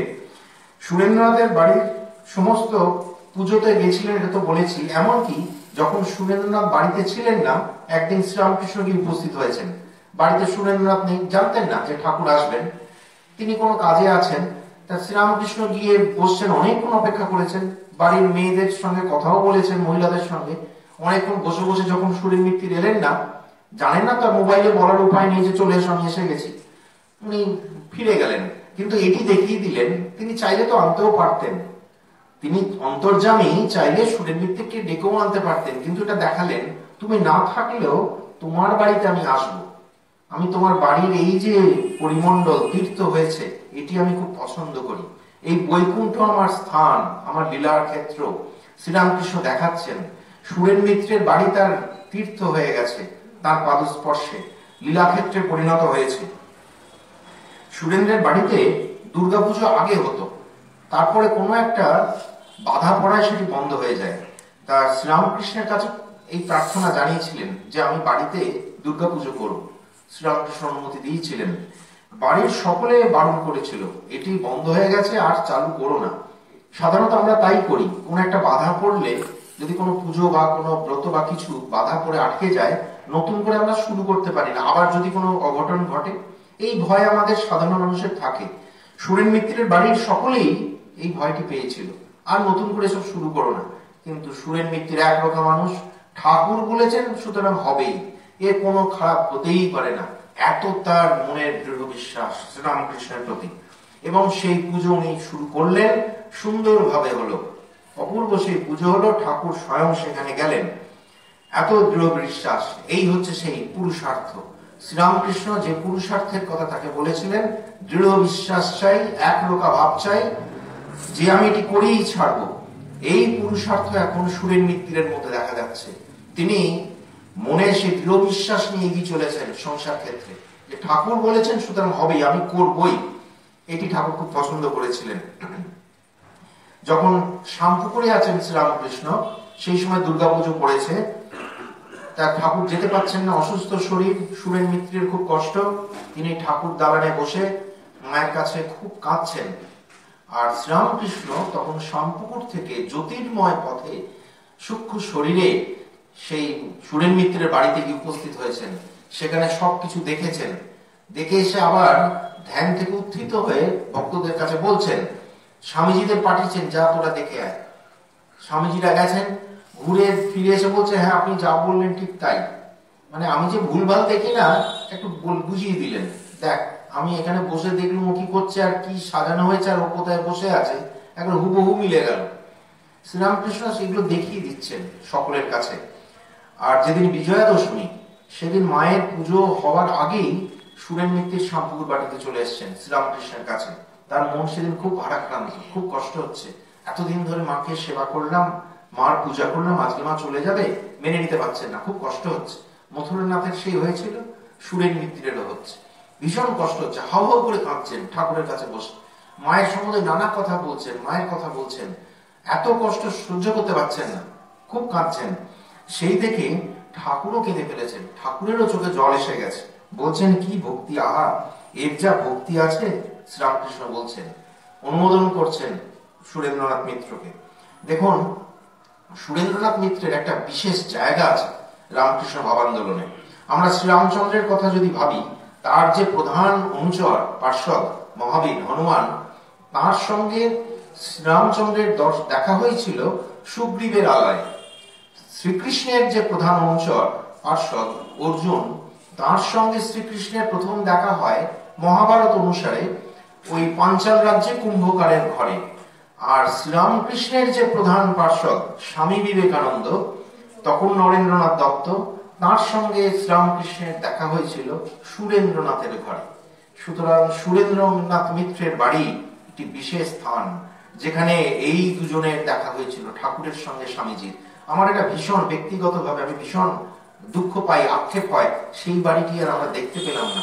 একটু যদি জায়গাটাও বুঝতে পারতাম, ঠিক এই জায়গাতেই দুজনের দেখা হয়েছিল, কিছুক্ষণ তো দাঁড়িয়ে ভাবতে পারতাম যে ঠাকুর এইখানেই প্রথম নরেন্দ্রনাথকে দেখেন, আর নরেন্দ্রনাথ এখানেই শ্রীরামকৃষ্ণের গান গেয়ে শুনিয়েছিলেন। সেটি সুরেন মিত্রের বাড়ি। ওই বললাম বিবেকানন্দ রোডের ওপরেই ছিল, ভাঙা পড়ে গেছে, সম্ভবত ওই নিবেদিতা ভবনের কাছাকাছি কোনো জায়গায়। তো সেইখানে সুরেন্দ্রনাথের বাড়িতে তখন গায়কের অভাব হয়েছিল। সুরেন্দ্রনাথের আমন্ত্রণে রামচন্দ্র দত্ত গিয়ে নরেন্দ্রনাথকে নিয়ে এসেছিলেন গান গাওয়ানোর জন্য। সেদিন তো গান গেয়েছিলেন, ঠাকুর তাকে যেতে বলেছিলেন দক্ষিণেশ্বরে। প্রথম যেদিন নরেন্দ্রনাথ শ্রীরামকৃষ্ণের কাছে যান দক্ষিণেশ্বরে, সেদিন সুরেন্দ্রনাথই তাকে নিয়ে গেছিলেন ঘোড়ার গাড়িতে করে, সঙ্গে রামদত্তও ছিলেন। স্বামীজিকে প্রথম শ্রীরামকৃষ্ণের কাছে দক্ষিণেশ্বরে নিয়ে যান সুরেন মিত্র ঘোড়ার গাড়ি করে। সুতরাং তিনি দৈব নির্দিষ্ট, সুরেন্দ্রনাথের জীবন দৈব নির্দিষ্ট। এক মাস পরেই আমরা শ্রীরামকৃষ্ণ জন্মোৎসব পালন করব। যত মঠ মিশন আছে, প্রাইভেট আশ্রম আছে, ভক্তবাড়ি আছে, সর্বত্র সেদিন শ্রীরামকৃষ্ণকে পূজা হোক, একটা মালা দেওয়া হোক, শ্রদ্ধা জানানো, যেভাবে হোক কিছু না কিছু হবেই। এবং যারা করবে প্রত্যেকে খুব আনন্দ উপভোগ করবে। আর কোন সঙ্গে যখন এটা হয়, অনেকে মানুষ মিলে করে, একটা বিরাট আনন্দের সৃষ্টি হয়। পুজো হচ্ছে, হোম হচ্ছে, প্রসাদ বিতরণ হচ্ছে, আমরা প্রসাদ পাচ্ছি, মহারাজরা আসছেন, তারা কত সুন্দর ঠাকুরের কথা বলছেন, গান হচ্ছে, সারা দিন একটা আনন্দের স্রোত বয়ে যায়। অন্য দিনের সঙ্গে একটা অন্যরকম তফাৎ। দুর্গাপুজো, কালী পুজোতেও আমরা আনন্দ করি, কিন্তু শ্রীরামকৃষ্ণের জন্মোৎসব আমাদের কাছে ভেরি ভেরি স্পেশাল। এত ভালো একটা দিন আমরা সারা বছরে 365 দিনে একটাও পাই না, ওই একটি দিনই যেন আছে। এই দিনে আমরা যেন একটা অন্য ধরনের আনন্দ উপভোগ করি। পুঁথিকার অক্ষয় সেন বলছেন যে মানুষের জীবনের ক্ষেত্রে এটা একটা ত্রাণের নতুন পথ খুলে গেছে এই জন্মোৎসব পালন করে প্রভুর। আর এই জন্মোৎসব প্রথম শুরু হলো শ্রীরামকৃষ্ণের শরীর থাকাকালীন দক্ষিণেশ্বরে 1881 খ্রিস্টাব্দে। করলেন কে? সুরেন্দ্রনাথ মিত্র। তিনি সম্পূর্ণ অর্থ ব্যয় করে শ্রীরামকৃষ্ণের অনুমতি নিয়ে তার জন্মোৎসব শুরু করেছিলেন। প্রথম 3 বছর তিনি সম্পূর্ণ খরচ দিয়েছিলেন, সমস্ত খরচ, 81, 82 এবং 83 সালে। তার পরের বছর থেকে তার সঙ্গে আরো কয়েকজন ভক্ত দেওয়া শুরু করলো কিছু কিছু করে। তাদেরও ইচ্ছে প্রভুর সেবায় যদি কিছু ভাবে লাগতে পারে। কিন্তু এই যে প্রথম শুরু হলো জন্মোৎসব শ্রীরামকৃষ্ণের, সেটি করেছিলেন সুরেন্দ্রনাথ মিত্র। অক্ষয় কুমার সেন বলছেন, ধন্য ধন্য শ্রী সুরেন্দ্র অতুল ভুবনে ত্রাণের নূতন পন্থা দিল জীবগণে। তিনি জীবগণকে একটা ত্রাণের নতুন পথ দেখালেন শ্রীরামকৃষ্ণ জন্মোৎসব। এটি যদি শুরু না হতো শ্রীরামকৃষ্ণের ইচ্ছায় এবং সুরেন্দ্রনাথ মিত্রের প্রচেষ্টায়, তাহলে আজ আমরা এই আনন্দটা কিন্তু পেতাম না। আমরা চিরকাল ঋণী হয়ে আছি, যেমন ঠাকুরের কাছে তেমনি তার সুরেন্দ্রের কাছে। এই নতুন পথটা তিনি আমাদের দেখিয়েছেন। সুরেন্দ্রনাথ মিত্রের আরো অবদান আছে। শ্রীরামকৃষ্ণের অন্যতম শ্রেষ্ঠ শিক্ষা, যা শ্রেষ্ঠ বার্তা বলতে পারি, সেটি সর্বধর্ম সমন্বয়। আমরা সবাই জানি এটি বিশ্বময় প্রচার করেছিলেন স্বামী বিবেকানন্দ। তারপরে তার অন্যান্য গুরু ভাই, আরো পরবর্তীকালে সকলে মঠ মিশনের সন্ন্যাসীরা এই ভাবটা বিশ্বব্যাপী প্রচার করে চলেছেন। কারণ সারা পৃথিবীতে অশান্তি, অস্থিরতা, ধর্ম নিয়ে উন্মত্ততা, সেটি যাতে না থাকে তার জন্য মহৌষধ প্রদান করেছিলেন শ্রীরামকৃষ্ণ। তার বহু উপমা উক্তি আছে কথামৃতে, আপনারা জানেন, বহুবার বলেছেন একটা ঘাটে চারটি, একটা পুকুরে চারটি ঘাট আছে, এইসব উপমা তো আপনারা জানেন। এই যে সর্বধর্ম সমন্বয়ের ব্যাপারটি প্রথম জনসমক্ষে আনেন সুরেন্দ্রনাথ মিত্র একটি চিত্রের মাধ্যমে। সেই চিত্র আপনারা দেখে থাকতে পারেন। শ্রীরামকৃষ্ণ বলতেন ওটি সুরেন্দ্রের পট, এটা নাম দিয়ে দিয়েছিলেন সুরেন্দ্রের পট। সেখানে দেখা যাচ্ছে একটি পেছন দিকে ব্যাকগ্রাউন্ডে তিনখানি মন্দির, মসজিদ, গির্জা সব আছে, চার্চ আছে, মন্দির আছে, মসজিদ আছে, আর সামনে বিভিন্ন ধর্মের মানুষ দাঁড়িয়ে আছে। বৌদ্ধ ধর্মাবলম্বী, খ্রিস্টান ধর্মাবলম্বী, ইসলাম ধর্মাবলম্বী, শাক্ত, বৈষ্ণব, সব ধর্মাবলম্বী সেখানে দাঁড়িয়ে আছেন। একটা দিকে দেখা যাচ্ছে চৈতন্য মহাপ্রভু এবং যীশু খ্রিস্ট হাতে হাত ধরে নৃত্য করছেন, আঁকা ছবি। আর একদিকে দেখা যাচ্ছে শ্রীরামকৃষ্ণ কেশব সেনকে ইঙ্গিত করে দেখাচ্ছেন, এই দেখো কিরকম চৈতন্যদেব আর যীশু খ্রিস্ট হাত ধরাধরি করে নৃত্য করছেন, দেখাচ্ছেন। মানে সর্বধর্ম সমন্বয়ের শিক্ষাটা শ্রীরামকৃষ্ণ দিচ্ছেন কেশব সেনকে। এটি ইনি সুরেন্দ্রনাথ মিত্র কল্পনা করেছিলেন একটা ছবি করা হোক। রামচন্দ্র দত্ত এর সঙ্গে ছিলেন এই ছবি তৈরির পেছনে, এরা মনমোহন মিত্রও সম্ভবত ছিলেন। এরা এই ছবিটি তৈরি করেন, প্রধান উদ্যোক্তা সুরেন্দ্রনাথ মিত্র। ওই জন্য শ্রীরামকৃষ্ণ বলতেন এটি সুরেন্দ্রের পট। স্বামী প্রভানন্দজি মহারাজের মতে এটি একটি ঐতিহাসিক দলিল। তার কারণ সেকালে মত, পথ, ধর্ম নিয়ে যে পৃথিবী ব্যাপী অসহিষ্ণুতা ও বিভেদ মাথাচাড়া দিয়ে উঠেছিল, আজও যা বর্তমান, তার নিবারণ করতে শ্রীরামকৃষ্ণ এই মহৌষধ প্রদান করেছিলেন তার দীর্ঘ সাধনলব্ধ উপলব্ধির মাধ্যমে। যত মত তত পথ। পরে স্বামী বিবেকানন্দ বিশ্বব্যাপী এটি প্রচার করেন। কিন্তু শ্রীরামকৃষ্ণের এই ভাবের প্রথম প্রচারক হলেন, প্রধান নয়, প্রথম প্রচারক হলেন সুরেন্দ্রনাথ মিত্র। সেই জন্য কেশব সেন যখন এই ছবিটি দেখেন, দেখে বলেন যার দ্বারা এই ছবির ভাব প্রকাশিত হয়েছে তিনি ধন্য। কেশব সেন বলছেন নববিধানে তিনি এই ছবিটা টাঙিয়েও রাখতেন। বাগবাজারের জমিদার নন্দলাল বসুর বাড়িতে এই ছবিটি ছিল, শ্রীরামকৃষ্ণ দেখেছিলেন, কথামৃততে আছে দেখবেন। সেই কেশব সেন বলছেন, কেশব সেন এবং শ্রীরামকৃষ্ণ পাশাপাশি দাঁড়িয়ে আছেন ছবিটির একটা ধারে। শ্রীরামকৃষ্ণ এবং কেশব সেন সেই দুই ব্যক্তি, একজনের ঢোল ফাটিয়েছিলেন আর একজনের কান মুলে দেবে বলেছিলেন। এখন দুজনকেই চিত্রে স্থান দিয়েছেন সুরেন্দ্রনাথ মিত্র। শ্রীরামকৃষ্ণকে স্টুডিওতে নিয়ে গিয়ে ছবি তুলিয়েছিলেন, সেই থামে হাত দেওয়া ছবি, ওটি সুরেন্দ্রনাথ মিত্রের। স্টুডিওতে গিয়ে অবতার ভগবান ছবি তুলছেন সুরেন মিত্রের ব্যবস্থাপনায়। সুরেন্দ্রনাথ এতদিন অন্তরঙ্গ পরিমণ্ডলে ছিলেন, তার সেবা করেছেন বহু। মাস্টারমশাই, বলরাম বাবু, গিরিশ বাবুদের একই আসনে তিনিও চলে এসছেন। এই যে সেবা করছেন, ভগবানের সেবা অত্যন্ত কঠিন, কারণ সেখানে অত টাকা পয়সা প্রতিষ্ঠার কোনো প্রয়োজন আসে না। প্রয়োজন হচ্ছে আসলে ভাব, মনের ভাবটাই ভগবানের সেবার পক্ষে সবচেয়ে বেশি প্রয়োজন। আমরা অনেক সময় খুব ফুল টুল দিয়ে বিরাট করে ঠাকুর মা স্বামীজিকে সাজাই, যেন দারুণ লাগছে। একবার ভেবে দেখুন, যদি কিছুই না দিয়ে সাজাতাম তাদের কি দেখতে ভালো লাগতো না? বোধহয় নয়। কিছু না দিলেও কিন্তু তাদেরকে দেখতে খুব সুন্দর। একটু মন দিয়ে যদি ঠাকুরের মুখের দিকে আমরা তাকাই, কি অপূর্ব সুন্দর মুখ, কোনো ফুল তার পাশে আসে না। সমস্ত ফুলের যা মাধুর্য, যা সৌন্দর্য, তার চেয়ে বেশি সৌন্দর্য, মাধুর্য শ্রীরামকৃষ্ণের মুখে আমরা দেখতে পাবো। যদি একটু মন দিয়ে তাকে দেখি, মায়ের মুখে দেখতে পাবো। একটা ফুলই যথেষ্ট। এই হচ্ছে মানুষের মনের অবস্থা, যে যত বেশি সাজাবো তত নাকি তাকে দেখতে সুন্দর হবে, তা কিন্তু নয়। ওই ফুলগুলির বোধহয় ভাগ্য যে তার চরণে স্থান পেল, কিন্তু তাকে সাজানোর ক্ষমতা কোনো ফুলের নেই। তিনি ফুলগুলোকে বরং মাহাত্ম্য দান করছেন শ্রীরামকৃষ্ণ শ্রী শ্রীমা। তা মানুষ যখন প্রথম অবস্থায় ধর্মভাবের প্রথম দিকে এই রকম ভাবে চলে, তার মনে নানা ধরনের চিন্তা আসে, আবেগ আসে। আর আবেগ মানেই কিছু যুক্তি বর্জিত হয়ে যায়, যুক্তিবিহীন ভাবে আবেগে ভাসতে ভাসতে চলে। সুরেন মিত্রের তাই হলো। তিনি ভাবলেন শ্রীরামকৃষ্ণকে তো খুব ভালোবাসেন, আসছেন একদিন অনুষ্ঠান করবেন, খুব ভালোভাবে যত্ন করবেন, দারুণ ভাবে একটা আড়ম্বর সহকারে এরকম ভাবলেন। একটা খুব সুন্দর গালছে পেতেছেন, বৈঠকখানা ঘরে তাকিয়ে টাকিয়ে ব্যবস্থা করেছেন। শ্রীরামকৃষ্ণ আসতে বললেন বসুন। শ্রীরামকৃষ্ণ বললেন এ কি তোমার কথা? পছন্দ হলো না ঠাকুরের। ঠাকুর তো মনটা বোঝেন। তিনি গিয়ে মহেন্দ্র গোস্বামীর পাশে বসলেন, কাছেই যেখানে ভক্তরা বসবেন। তারপরে তো সুরেন মিত্তির করেছেন একটা রূপোর বাটিতে গোলাপ জল এনেছেন, রূপোর পিচকিরি দিয়ে সবার গায়ে ছেটাচ্ছেন, মাথায় গায়ে সব ছেটাচ্ছেন। বড়লোক মানুষ, ঠাটবাট ব্যাপার, এইসব করছেন। প্রচুর মালা টালা এনেছেন, ভক্তদের দেওয়া হবে। আর একটা সুন্দর গোড়ে মালা, বেলফুলের তবক লাগানো, ঝুড়ি টুড়ি দিয়ে ফুল দিয়ে সুন্দর দেখতে, মানুষ প্রমাণ লম্বা, তার চেয়েও বড়। মানে লকেটটা এত সুন্দর, সেটা গলায় দিলে, মানে মালাটা গলায় দিলে লকেটটা পায়ের কাছে লুটোপুটি খাবে, এরকম বড় মালা। সেটি নিয়ে এসছেন, ঠাকুরকে পড়াবেন। পড়াতে যাচ্ছেন, শ্রীরামকৃষ্ণ হাতটি ধরে ফেললেন, মালাটি নিয়ে ছুঁড়ে ফেলে দিলেন।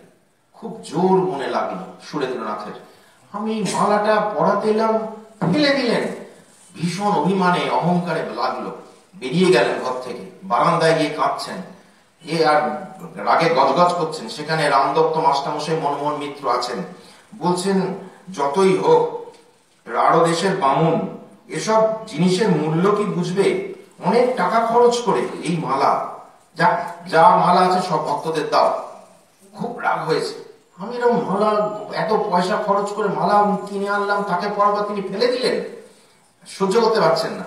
এদিকে ঘরের মধ্যে তো ঠাকুর যথারীতি গান শুরু হয়েছে, তিনি নাচছেন, আনন্দ হচ্ছেন, হই হই হচ্ছে, সে তো শুনতে পাচ্ছেন। হঠাৎ সুরেন মিত্র এরকম রাগতে রাগতে, দুঃখ হচ্ছে, কাঁদতে শুরু করেছেন। এমনি মদের ঘরে না, এমনি কাঁদছেন। কারণ তখন তার মনে হচ্ছে আমি একটু ভুল করে ফেলেছি। নিজের ভুলটা নিজেই ধরতে পারছেন, কেউ বলে দেয়নি, নিজেই বুঝতে পারছেন। ভাবছেন যে এখন বলছেন, এখন বুঝতে পারছি আমার অপরাধ। তিনি বলছেন কথাটা, পাশ থেকে এরা সব শুনছে, রামদত্ত, মনোহর মিত্ররা শুনছেন। বলছেন, এখন বুঝতে পারছি আমার অপরাধ। ভগবান পয়সার কেউ নয়, অহংকারের কেউ নয়, আমি অহংকারী। আমার পূজা কেন লবেন? আমার বাঁচতে ইচ্ছা নেই। ভীষণ কাঁদছেন, হাউ হাউ করে কাঁদছেন। তারপর আস্তে আস্তে উনি ঘরে এসছেন, এত গান হচ্ছে, একটা অদ্ভুত আকর্ষণে ঘরে এসেছেন। এসে দেখছেন ওই ফেলে দেওয়া মালাটি শ্রীরামকৃষ্ণ নিজেই কুড়িয়ে নিয়েছেন, নিয়ে নিজেই নিজের গলায় পড়েছেন, পড়ে গাইছেন আর নাচছেন। কি গান গাইছেন? বসন ভূষণ বাকি কি আছে রে, জগৎচন্দ্র হার করেছি। আমার ভূষণের কিছু বাকি আছে, তুমি আমায় দুটো দামি মালা দিলেই কি আমার মালা সাজা হলো? এই জগৎচন্দ্র হার পড়েছি, চন্দ্র সূর্য গ্রহ নক্ষত্র মালা হয়ে আমার গলায় দুলছে, তুমি আমায় কি মালা দিয়ে সাজাবে? তিনি তো স্বয়ং ভগবান প্রকাশ করছেন নিজেকে, বুঝতে পেরেছেন, আবার ভাবছেন। কিন্তু এবার এই যে কান্না, এটা দুঃখের নয়, আনন্দের, অনুতাপের নয়, ভালোবাসার। হাউ হাউ করে কাঁদছেন সুরেন্দ্রনাথ মিত্র। বলছেন, হ্যাঁ আমি বুঝেছি, ভগবান দর্পহারী, কিন্তু কাঙালের ধন, অকিঞ্চনের ধন। এই ঘটনাটি কথামৃতে আছে। আর এই ঘটনার শুরুতে শ্রীমা একটা অদ্ভুত সুন্দর কথা বলেছেন, সন্ধ্যা হয় হয়, সন্ধিক্ষণ। সন্ধ্যা হচ্ছে, আস্তে আস্তে দিন শেষ হচ্ছে, রাত শুরু হচ্ছে। সুরেন্দ্রনাথের ভাবরাজ্যেও যেন আজ সন্ধিক্ষণ। তিনি বুঝতে পারছেন ভগবান পয়সার নন, ভগবান ভালোবাসার। ছুঁড়ে ফেলে দেবেন, ওগুলো তিনি পছন্দ করেন না। একটু ভালোবেসে যদি তাকে ডাকি, তাকে চাই, তিনি যে যে নিজে এসে ধরা দেবেন। শ্রীরামকৃষ্ণ তার কাছে গিয়ে বলছেন, ও সুরেন্দ্র, কিছু খাওয়াবে না? ছুঁড়ে ফেলে দিয়েছিলেন যার মালা, তার কাছে নিজে গেছেন ভগবান, গিয়ে বলছেন, ও সুরেন্দ্র, কিছু খাওয়াবে না? ভগবান নিজে এসে ধরা দিচ্ছেন। কারণ অনুতাপের অশ্রুতে শুদ্ধ পবিত্র হয়ে গেছেন সুরেন মিত্র। এর বেশ কিছুকাল পর কাশীপুর উদ্যানবাড়িতে শ্রীরামকৃষ্ণ যখন আছেন, 4টি কমলা লেবু আর 2 গাছি ছোট ছোট বেলফুলের মালা নিয়ে এসছেন সুরেন মিত্র। এসে শ্রীরামকৃষ্ণকে দিয়েছেন, সেই মালা পড়েছেন ঠাকুর। সুরেন মিত্র বলছেন, আজ পয়লা বৈশাখ, আবার মঙ্গলবার, কালীঘাটে যাওয়া হলো না। ভাবলাম যিনি কালী ঠিক চিনেছেন, তাকে দর্শন করলেই হবে। কি বিশ্বাস এসে গেছে, সত্য দর্শন হচ্ছে। দেখুন, আজ শনিবার অমাবস্যা, আজ সুরেন মিত্রের জীবনী আলোচনা হচ্ছে। এ বোধহয় দৈব নির্দিষ্ট। এটাও আজকের দিনটা যেন ওনার জন্যই মনে হচ্ছে। আমি তো এরকম ভেবে আজকের এই টপিকসটা ঠিক করিনি, এটা আজই আমার মনে হলো। আজ শনিবার অমাবস্যা, সুরেন মিত্র সম্পর্কে শ্রীরামকৃষ্ণ বলছেন, ও দেবী পুত্র, আমি দেখেছি, মা কালীর ভক্ত, শ্যামা গান বলেন, শ্যামা আমার মা, বাপ আমার পাগল, মা আমার পাগলি, আমি পাগল ছেলে, শ্যামা আমার মা, এরকম গান গাইতেন। তা সেই সুরেন মিত্র মা কালীকে দর্শন করতে না গিয়ে কালীঘাটে ঠাকুরের কাছে এসে কাশীপুরে দর্শন করছেন, আর বলছেন, ওনাকে দর্শন করলে আমার কালী দর্শন হয়ে গেল। বলছেন গুরু দর্শনে সাধু দর্শনে শুনেছি ফুল ফল নিয়ে আসতে হয়, তাই এগুলি আনলাম। আপনার জন্য টাকা খরচ, তা ভগবান মন দেখেন। নিজের সত্য উপলব্ধির কথা সুরেন্দ্রনাথ বলছেন। কেউ একটি পয়সা দিতে কাতর, আবার কেউ বা 1000 টাকা খরচ করতে কিছুই বোধ করে না। ভগবান মনের ভক্তি দেখেন, তবে গ্রহণ করেন। শ্রীরামকৃষ্ণ হেসে মাথা নাড়ছেন আর সংকেত করে বলছেন, তুমি ঠিক বলেছ। সুরেন্দ্রনাথ বলছেন, কাল আসতে পারি নাই, সংক্রান্তি ছিল, আপনার ছবিতে ফুল দিয়ে সাজালুম। ঠাকুর এবার মাস্টারমশাইকে সংকেত করে বলছেন, আহা কি ভক্তি! এই হচ্ছে এই সাজানোটা ঠাকুর পছন্দ করেন, ভক্তি দিয়ে সাজানো। আড়ম্বর আতিশয্য অর্থ দিয়ে সাজানো ঠাকুর পছন্দ করেন না, ভক্তি দিয়ে সাজানো ঠাকুর সব সময় খুব খুশি মনে নেন। এর কয়েকদিন পর সুরেন্দ্রনাথ আবার এসেছেন মালা নিয়ে, ঠাকুরকে মালা পরিয়েছেন। আর শ্রীরামকৃষ্ণ মালা পরে বসে আছেন, অল্প স্বল্প কথা বলছেন, গলায় তো ক্যান্সার, বেশি কথা বলতে পারছেন না, ইঙ্গিতে কিছু কিছু বলছেন। কাছে এসে বসতে বললেন সুরেন্দ্রনাথকে। সুরেন্দ্রনাথ এবার আনন্দ সহকারে তার কাছে গিয়ে বসলেন, আর শ্রীরামকৃষ্ণ নিজের গলার মালাটি এবার সুরেন্দ্রনাথের গলায় পরিয়ে দিলেন। এই হচ্ছে স্বীকৃতি, পুরস্কার, যেন একটা মেডেল পেলেন। তুমি আমার স্কুলে পাস করেছো, এই নাও মেডেল। যেন সমাবর্তন উৎসব হচ্ছে। মনে হচ্ছে সুরেন্দ্রনাথের জীবনে তার যেই ভক্তিভাব ভালোবাসা শ্রীরামকৃষ্ণের প্রতি এমন একটা পর্যায়ে এসে গেছে, ভগবান নিজের গলার মালাটি তাকে পরিয়ে দিলেন। পরিয়ে দিয়ে বললেন, তুমি আমার একটু পা টিপে দাও। সুরেন্দ্রনাথ তো এটাই চাইছিলেন, তার পদসেবা করতে। সুরেন্দ্রনাথ তার পদসেবা করছেন। সুরেন্দ্রনাথ ভাবাবিষ্ট হয়ে গান গাইছেন, ঠাকুর কাঁদছেন। আরো একদিন সুরেন্দ্রনাথকে বলতে শুনি, শ্রীরামকৃষ্ণের সামনে তিনি বলছেন, গুরুদেব কি জানেন না তার কি ভাব? উনি টাকাতে তুষ্ট নন, উনি ভাব নিয়ে তুষ্ট। শ্রীরামকৃষ্ণ মাথা নেড়ে সায় দিচ্ছেন। তার জীবন সার্থক, কারণ তার সেবা পূজা ভগবান গ্রহণ করেছেন। যতদিন তিনি শরীরে ছিলেন ততদিন, যখন শরীর চলে গেল তখনও। একদিন তিনি বসে আছেন নিজের ঘরে পূজার আসনের সামনে, শ্রীরামকৃষ্ণ অপ্রকট হয়েছেন। হঠাৎ দেখছেন শ্রীরামকৃষ্ণ এসে বলছেন, তুই করছিস কি? আমার ছেলেরা সব পথে পথে ঘুরে বেড়াচ্ছে, আগে তাদের একটা ব্যবস্থা কর। ঠাকুরকে দেখে খুব আনন্দ পেয়েছেন সুরেন্দ্রনাথ, সঙ্গে সঙ্গে পরিকি মরিকি করে ছুটেছেন স্বামীজির বাড়ি কাছেই। গিয়ে বলছেন, ভাই একটা আস্তানা ঠিক করো, যেখানে ঠাকুরের ছবি বর্ষাদি আর তার জিনিসগুলি রেখে রীতিমতো পূজা অর্চনা চলতে পারে, যেখানে তোমরা কাম কাঞ্চন ত্যাগী ভক্তরা সব এক জায়গায় থাকতে পারো। মাঝে মাঝে আমরা গিয়ে সেখানে জুড়োতে পারবো। আমি কাশীপুরে মাসে মাসে যে টাকা দিতাম এখনো তাই দেব। খুব আনন্দ পেয়েছেন ঠাকুরের এই নির্দেশে। ঠাকুর বলেছেন এটা করতে, খুব আনন্দ হয়েছে সুরেন্দ্রনাথের। আর গিয়ে আনন্দে একেবারে ফেটে পড়ছেন নরেন্দ্রনাথের সামনে। আর স্বামীজিও এই কথাটা শুনে খুব আনন্দ পেয়েছেন, তিনিও আনন্দে আত্মহারা হয়ে গেছেন। বলে ঠিক আছে, আমি দেখছি, ব্যবস্থা করছি। তারপর সব খোঁজাখুঁজি হলো, আর মাসিক 11 টাকা একটা ভুতুরে বাড়ি ভাড়া পাওয়া গেল, মুন্সিদের বাড়ি, বরানগর মঠ যেটা সেইটি। সেইখানে 1886 সালের আশ্বিন মাসের শেষ ভাগে, অর্থাৎ অক্টোবরের মাঝামাঝি সময় বরানগর মঠ প্রতিষ্ঠা হলো। ঠাকুর চলে গেলেন শ্রাবণ মাসে, আর আশ্বিন মাসে শেষের দিকে এই বরানগর মঠ শুরু হলো। প্রথমে মাসে 30 টাকা করে লাগতো, সুরেন্দ্রনাথ মিত্রই পুরো টাকা দিতেন। তারপর সব ত্যাগী ভক্তরা আসতে শুরু করলো, থাকা শুরু হলো, খরচ বাড়তে লাগলো। তখন লাগতো 100 টাকা করে প্রতি মাসে। সে টাকাটাও পুরোটা সুরেন মিত্র দিতেন। বরানগর মঠের সমস্ত খরচ, প্রায় সমস্ত খরচ সুরেন মিত্র একা বহন করতেন। শ্রীম কথামৃতে যা লিখছেন সেটা শুধু সাহিত্যকর্ম নয়, একটা অসাধারণ মাত্রা লাভ করেছে আধ্যাত্মিক ভাবে। মনে হয় যেন শ্রীরামকৃষ্ণ তার হাত দিয়ে লেখাচ্ছেন। তা মাস্টারমশাই লিখছেন, ধন্য সুরেন্দ্র, এই প্রথম মঠ তোমারই হাতে গড়া, তোমার সাধু ইচ্ছায় এই আশ্রম হইল। তোমাকে যন্ত্র স্বরূপ করিয়া ঠাকুর শ্রীরামকৃষ্ণ তাহার মূল মন্ত্র কামিনী কাঞ্চন ত্যাগ মূর্তিমান করিলেন। ভাই, তোমার ঋণ কে ভুলিবে? মঠের ভাইরা মাতৃহীন বালকের ন্যায় থাকিতেন, তোমার অপেক্ষা করিতেন, তুমি কখন আসিবে। তুমি আসিয়া ভাইদের খাবার বন্দোবস্ত করিয়া দিবে। তোমার অকৃত্রিম স্নেহ স্মরণ করিলে কে না অশ্রুবাড়ি সঙ্গ বিসর্জন করিবে। যখনই সুরেন মিত্রের কথা এরা ভাবতেন, চোখে জল এসে যেত।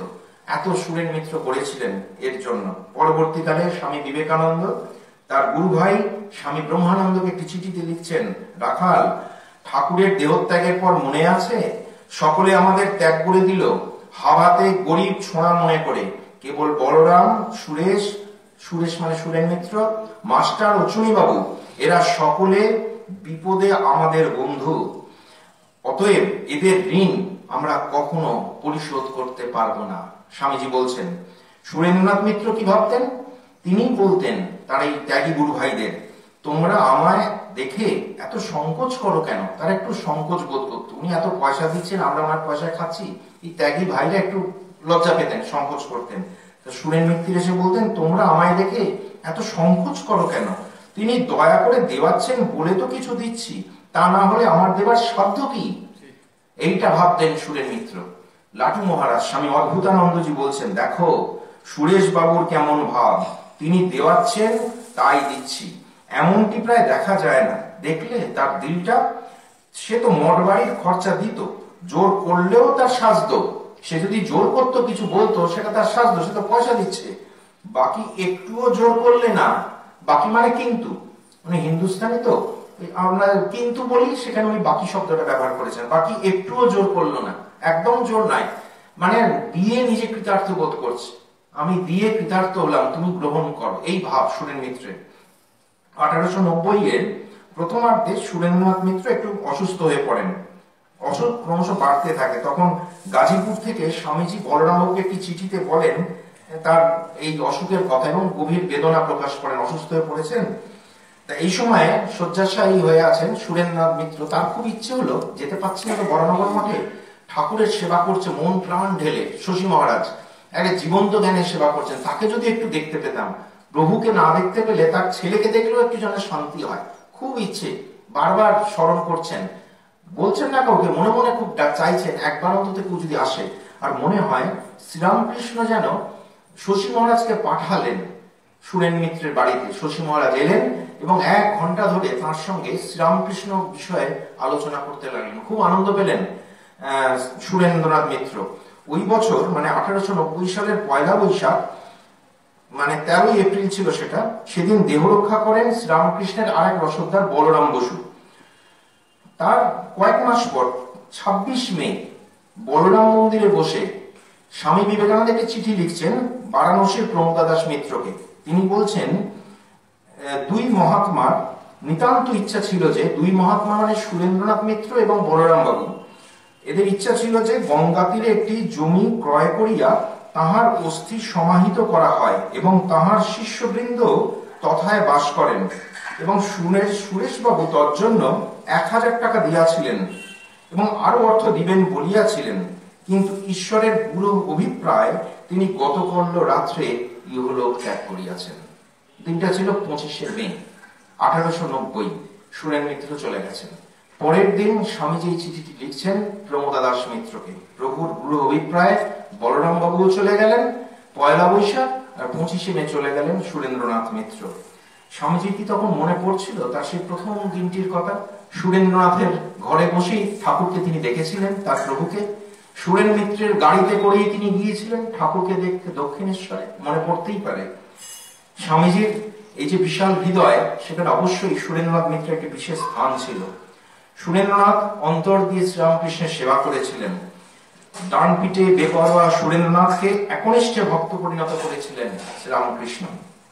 সুরেন্দ্রনাথকে নিয়ে সুরেন্দ্রনাথের কাছ থেকে কণ্ঠহার গ্রহণ করে আবার তাকে পড়িয়েও দিয়েছিলেন, তাকে স্বীকৃতি জানিয়েছিলেন, আর তার পা টিপতে বলেছিলেন, একটু আগে বলছিলাম। কারণ সুরেন মিত্র ওই চরণ দুটি চাইতো, ও দুটি চরণ সার, ওই চরণ দুটি আমার চাই, এটি ভীষণ আগ্রহ ছিল সুরেন মিত্রের। ওই চরণ দুটির আমি সেবা করবো, আমি ওই চরণে পড়ে থাকবো। তা ওই যে 1000 টাকা তিনি দিয়েছিলেন শ্রীরামকৃষ্ণের ইচ্ছায়, সেই টাকাটি ব্যয়িত হলো বেলুর মঠে শ্রীরামকৃষ্ণের পূজা, শ্রীরামকৃষ্ণের ঘরের যে মার্বেল পাথর, মেঝের মার্বেল পাথর, সেটি কিনতে। তিনি চিরকাল শ্রীরামকৃষ্ণের চরণ তলেই পড়ে রইলেন, চিরকালের জন্য। যতকাল বেলুর মঠ থাকবে ততকাল শ্রীরামকৃষ্ণের পদতলে সেই মার্বেল পাথরের মধ্যে দিয়েই সুরেন্দ্রনাথ মিত্র তার প্রণাম তার প্রভুকে জানাবেন। সুরেন্দ্রনাথ মিত্রের জীবন এইখানে সার্থকতায় মণ্ডিত হয়েছিল। তিনি চিরকাল শ্রীরামকৃষ্ণের শ্রীচরণ লাভ করে গেছেন, আর আমাদের দেখিয়েছেন কিভাবে কারণানন্দ থেকে ভজনানন্দে যেতে হয়, নিম্নতর সত্য থেকে ঊর্ধ্বতর সত্যে উঠতে হয়। নমস্কার। আ